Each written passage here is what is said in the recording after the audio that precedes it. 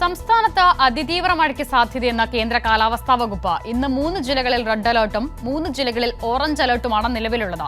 6 ജില്ലകളിൽ യെല്ലോ മുന്നറിയിപ്പും തുടരുകയാണ്. നിർഭൻ ചക്രവർത്തി വിവരങ്ങൾ നൽകും.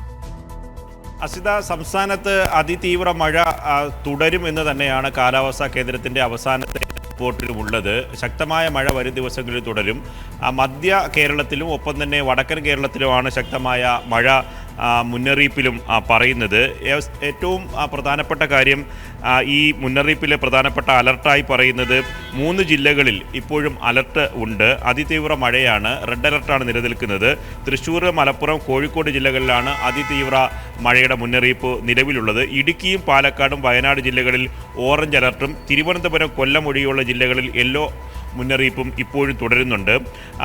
ഞാൻ നേരത്തെ സൂചിപ്പിച്ചതുപോലെ മധ്യ വടക്കൻ ജില്ലകളിലാണ് മഴ ശക്തമാകുക. തെക്ക് കിഴക്കൻ അറബിക്കടലിൽ കേരള തീരത്തിനരികെ രൂപപ്പെട്ട ചക്രവാത ചുഴിയും തീരത്തുള്ള കാറ്റുമാണ് കേരളത്തിൽ ശക്തമായ മുന്നറിയിപ്പിന് സാധ്യതയായി പറയുന്നത്. ഇടിമിന്നലോടുകൂടിയ ശക്തമായ മഴയുണ്ടാകും എന്നതാണ് മുന്നറിയിപ്പിൻ്റെ പ്രധാനപ്പെട്ട കാര്യം. അതുകൊണ്ട് തന്നെ കേരള തീരത്തും ലക്ഷദ്വീപിലും മത്സ്യത്തൊഴിലാളികൾക്ക് ഈ മത്സ്യബന്ധനത്തിലുള്ള വിലക്ക് ഇന്നും തുടരുന്നുണ്ട്. അത് ഇനിയൊരു മുന്നറിയിപ്പ് നിർദ്ദേശം വരുന്നതുവരെ മത്സ്യത്തൊഴിലാളികൾ കടലിൽ പോകരുത് എന്നതാണ്.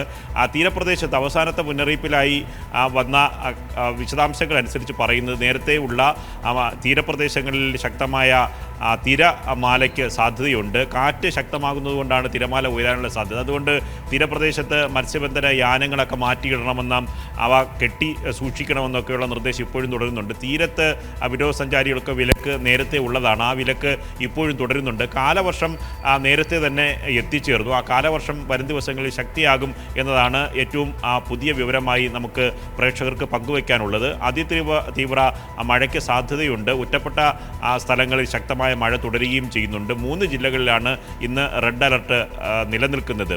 അസിത, നിർഭൻ ചക്രവർത്തി വിവരങ്ങൾ നൽകിയത്.